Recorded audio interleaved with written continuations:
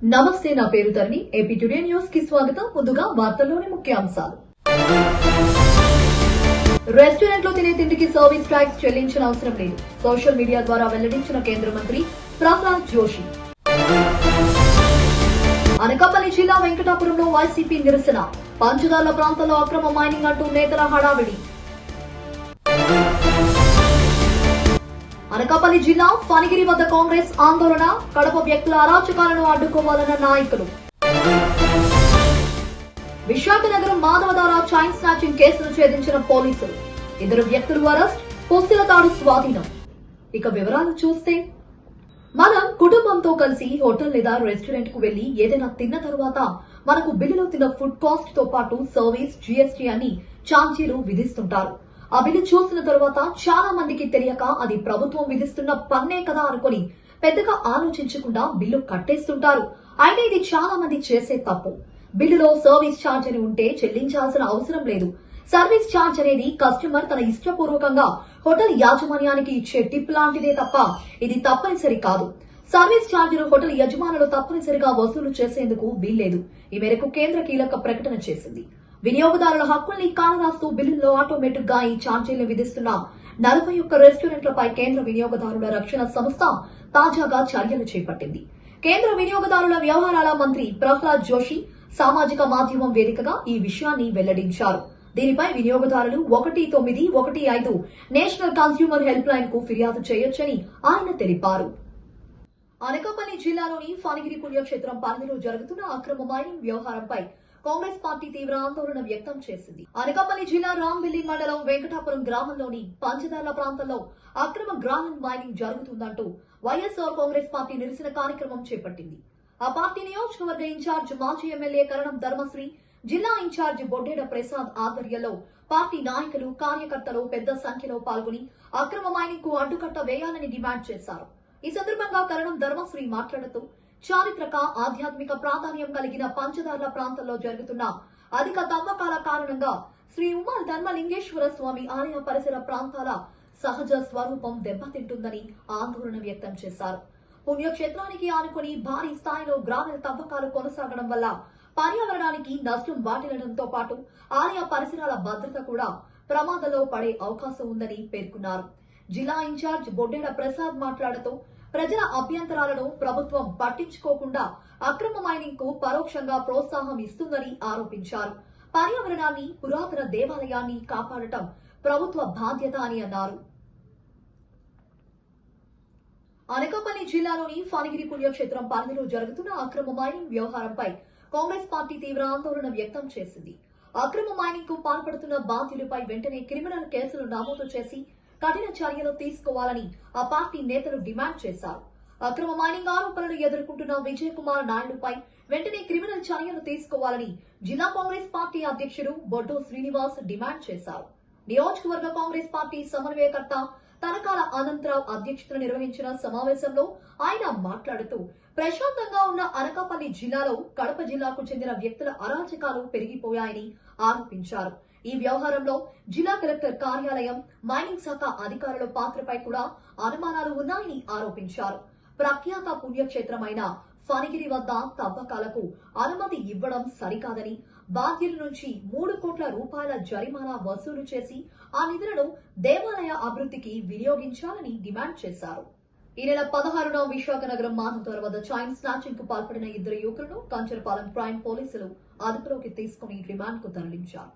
కేసుకు సంబంధించిన crime ACP Venkatrao, west sub division crime CI Tirumalarao మంగళవారం మీడియాకు తెలిపిన వివరాలు ఇలా ఉన్నాయి. ఈ నెల 16/7/2026 తేదీన కంచరపాలెం పిఎస్కి కంప్లైంట్ రావడం జరిగింది. ఆవిడ గాజుల కృష్ణకుమార్ అయిన ఆవిడ పువ్వులవి కట్ చేస్తుండగా, మార్నింగ్ పువ్వులు కట్ చేసుకొని ఇంట్లోకి వెళ్తున్న సమయంలో ఒక గుర్తు తెలియని 2 వ్యక్తులు బండి మీద వచ్చి మెడలో ఉన్న పుస్తల తాడు తెంపుకెళ్ళిపోయారనేది కంప్లైంట్. ఆ రోజు సిఐ గారు కూడా డ్యూటీలో ఉన్నారు, నైట్ రౌండ్స్ లో ఉన్నారు. ఇమీడియట్లీ అటెండ్ అవ్వడం జరిగింది. అది ఇమీడియట్లీ 5 o'clock కన్నా ముందే, అంటే ఆవిడ చెప్పిన దానికి ఒక 10 to 15 minutes లో అందరూ కూడా సిఐ గారు రీచ్ అవ్వడం వల్ల కూడా ఈ కేసుకి చక్కగా ఇన్వెస్టిగేషన్ ప్రాపర్ గా జరగడంతో ఫాస్ట్ గా దొరకడం జరిగింది. చూడండి, 16/7న పోయిన ఒక వస్తువుని ఈరోజు మీకు ప్రెస్ ముందు పెడుతున్నామంటే అది కొంచెం మీరుకే అర్థమవుతుంది. ఈవిడ ఇచ్చిన కంప్లైంట్ మీద అన్ని రకాలుగా వెరిఫై చేశారు. ఇదేంటంటే స్నాచింగ్ అంటారు, ఎమో స్నాచింగ్. ఇవి ఎక్కువగా నగరంలో ప్రశాంతంగా బ్రతుకుతున్న దగ్గర ఇలాంటి నేరాలు జరిగితే కొంచెం ప్రజలు అలజడికి గురవుతారని సిపి సారు, మా డీసీపీ మేడం గారు అందరూ కూడా ఇది ఒక ప్రతిష్టాత్మకంగా తీసుకొని ఛాలెంజింగ్ కేసుగా తీసుకొని సిఐ గారు తిరుమలరావు గారికి ప్రత్యేకంగా అప్పగించడం జరిగింది. దాని మీద అతను ఆయన సిబ్బంది అంటే వాళ్ళ సబ్ డివిజను ముఖ్యంగా కంచరపాలెం ఎస్ఐ వాళ్ళ సబ్ డివిజన్ అందరినీ కూడా తీసుకొని ఆయన చాలా త్వరలో అతి తక్కువ సమయంలోనే ముద్దాయిలు పట్టుకోవడం, ప్రాపర్టీని రికవరీ చేయడం జరిగింది. అయితే మ్యాటర్లోకి వచ్చేలా ఉంటే ఈ కేసు 198/26 కింద కేసు రికార్డ్ చేయడం జరిగింది, ఎఫ్ఐఆర్ అవ్వడం జరిగింది. ఆ తదుపరి సీసీ ఫుటేజ్ల ఆధారంగా కొంతవరకు నెట్వర్క్ చేశారు. ఇంకా తర్వాత సాంకేతికంగా అంటే వాళ్ళు ఇన్వెస్టిగేషన్ డిఫరెంట్గా ఉంటుంది. అది ఎంతో కష్టపడి టెక్నికల్గా టెక్నాలజీ వాడుకుంటూ అతను ముందుకెళ్ళాడు. బాగా వెళ్ళిన తర్వాత సదరు ముద్దాయిలు ఎవరైతే ఉన్నారో వాళ్ళు వాడిన బండి వాటిని దృష్టిలో అంటే బండి నెంబర్ కానీ ఏమీ ఆధారం లేదు, కానీ చిన్న చిన్న క్లూస్తో ఫ్రంట్ మడ్గార్ రేక్ లేకపోవడం, ఆ బండి ఎవరు వాడి ఉంటారు అనేది ఐడెంటిఫై చేయడం, ఆ వాడిని ఐడెంటిఫై చేసిన ఈ బండి ఎక్కడికి వెళ్ళింది, ఇలాంటివన్నీ చూసి చాలా పకడ్బందీగా ఈ కేసును చేయడం జరిగింది. దీంట్లో ముద్దాయి A1 సారా జయంత్ కుమారు, ఇతను కాశీబుగ్గ పలస శ్రీకాకుళం జిల్లా నివాసి. ఇతను ఇంకొక ఫ్రెండ్ సింహాద్రి సాయి ప్రణయ్ అనేసి ఇంకొక అతను ఉన్నాడు, ఇతను కూడా కాశీబుగ్గ. ఇంకొక అతను ధరణి అని ఉన్నాడు. ఈ ధరణి అనేవాడు కూడా ఇక్కడ వైజాగ్లో ధరణి మధుసూదన్ నగర్లో ఉంటున్నాడు అన్నమాట. ఇతను రైల్వేలేవో చిన్న చిన్న పనులేవో చేసుకుంటూ ఉంటున్నాడు. ఆ కారణంగా ఫ్రెండ్స్ ఈయన రూమ్కి రావడం అది చేశారు. చెడు వ్యసనాలకి అలవాటు పడి ఏదైనా ఒక అఫెన్స్ చేస్తే మనకు మంచి జరుగుతుంది కదా అని బండి తీసుకుని అతని దగ్గర వీళ్ళిద్దరూ ఎర్లీ మార్నింగ్ 2-3 సార్లు తిరిగి రెక్కి చేసుకున్నారు అంతకుముందే. ఈ ఎర్లీ మార్నింగ్ అయితే మనకి ఈజీగా ఎస్కేప్ అవ్వచ్చు అని చెప్పి ఈ వస్తువు తెంపుకోవడం, వెంటనే వీళ్ళు కాశీబుగ్గ వెళ్ళిపోవడం, అక్కడ ఈ వస్తువుని మార్చి వేరే గోల్డ్ స్మిత్ల దగ్గర అక్కడ ఇద్దామని ట్రై చేశారు, కానీ పోలీసు బాధలు పడలేము, ఏదో సంథింగ్ ఇది రాంగ్ అని వాళ్ళు తీసుకోకపోవడం జరిగింది.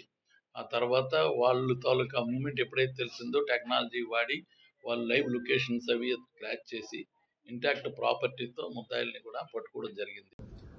ఏపీలో మహిళలపై దాడులు, అఘాయిత్యాలు, అత్యాచారాలు, హత్యలు పెరిగిపోయాయని వాటిని అరికట్టాలని కోరుతూ ఎన్టీఆర్ జిల్లా వైసీపీ మహిళా విభాగం విజయవాడలో డాక్టర్ బిఆర్ అంబేద్కర్ విగ్రహానికి వినతి పత్రం సమర్పించింది.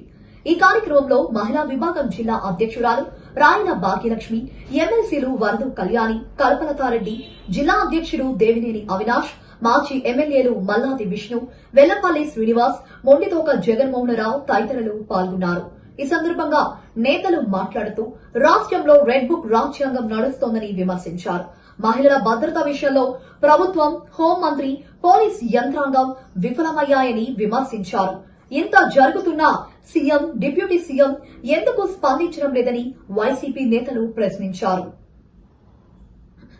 కడప జిల్లా సుండుపల్లి మండలంలో నిబంధనలకు విరుద్దంగా నిర్వహిస్తున్న కొన్ని ప్రథమ చికిత్సా కేంద్రాలను జిల్లా అధికారి తనిఖీ చేసి సీజ్ చేశారు. ఈ సందర్భంగా ఆయన మాట్లాడుతూ అనుమతులు లేకుండా వైద్య సేవలు అందించడం చట్ట విరుద్దమని, ప్రథమ చికిత్సా కేంద్రాల్లో ప్రథమ చికిత్స మాత్రమే అందించాలని స్పష్టం చేశారు.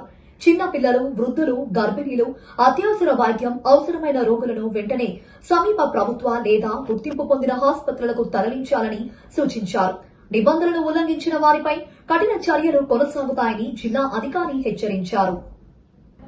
అన్నమయ్య జిల్లా గాలివీడు మండలంలో జరిగిన భారీ దొంగతనం కేసును పోలీసులు కేవలం 48 గంటల్లోనే ఛేదించారు. ఈ కేసులో పాత కక్షలు, ఆర్థిక ఇబ్బందులు, అక్రమాస్తి సంపాదన చేయాలనే లక్ష్యంతో అయిన వారికే కన్నం వేయడానికి ప్రయత్నించి అడ్డంగా దొరికిపోయారని రాయచోట డీఎస్పీ కృష్ణమోహన్ తెలిపారు. ముద్దాయి చెప్పలి కాశీ స్వయాన ఫిర్యాదుదారుడికి దగ్గర బంధువని, వీరి మధ్య గల పాత కక్షల నేపథ్యంలో ఇంటిలో ఎవరూ లేని సమయంలో తిరుపతి ప్రాంతానికి చెందిన తన స్నేహితుడు మారిశెట్టి సాయి కుమార్ తో కలిసి దొంగతనానికి పాల్పడినట్లు వెల్లడించారు. సాంకేతిక పరిజ్ఞానాన్ని ఉపయోగించి గాలివీడులోని రెడ్డివారిపల్లి క్రాస్ వద్ద దొంగతనానికి పాల్పడ్డ 2 ముద్దాయిలను అరెస్టు చేసి వారి నుంచి 210 గ్రాముల బంగారం, ద్విచక్ర వాహనం, ఒక ఇనప రాడ్డును స్వాధీనం చేసుకున్నట్లు డీఎస్పీ తెలియజేశారు. అనంతపురం జిల్లా గుత్తి సబ్ రిజిస్ట్రార్ కార్యాలయం వద్ద జీవో నెంబర్ 396 వ్యతిరేకంగా డాక్యుమెంట్ రైటర్లు స్టాంపు వెండర్స్ పెన్ డౌన్ చేస్తూ రెండవ రోజు రిలే నిరాహార దీక్ష కొనసాగించారు. ఈ సందర్భంగా రాష్ట్ర ప్రభుత్వానికి వ్యతిరేకంగా నినాదాలు చేశారు. అనంతరం డాక్యుమెంట్ రైటర్ రాయల్ బండి సత్యనారాయణ మాట్లాడుతూ జీవో నెంబర్ 396 ప్రకారం రిజిస్ట్రేషన్ సర్వీస్ కేంద్రాలను ఏర్పాటు చేస్తే డాక్యుమెంట్ రైటర్లు ఎలా బతకాలని ఆవేదన వ్యక్తం చేశారు. ప్రభుత్వం ప్రవేశపెట్టిన కొత్త సర్వీస్ సెంటర్ల విధానం వల్ల వేలాది మంది డాక్యుమెంట్ రైటర్లు స్టాంప్ వెండర్ల ఉపాధి దెబ్బతింటుందన్నారు. ఈ మేరకు సబ్ రిజిస్ట్రార్ మంజునాథకు తమ డిమాండ్లతో కూడిన వినతి పత్రాన్ని డాక్యుమెంట్ రైటర్లు అందజేశారు. బులెటిన్ ముగించే ముందు హెడ్లైన్స్ మరోసారి. రెస్టారెంట్ లో తినే తిండికి సర్వీస్ ట్యాక్స్ చెల్లించిన అవసరం లేదు. సోషల్ మీడియా ద్వారా వెల్లడించిన కేంద్ర మంత్రి ప్రహ్లాద్ జోషి. అనకాపల్లి జిల్లా వెంకటాపురంలో వైసీపీ నిరసన.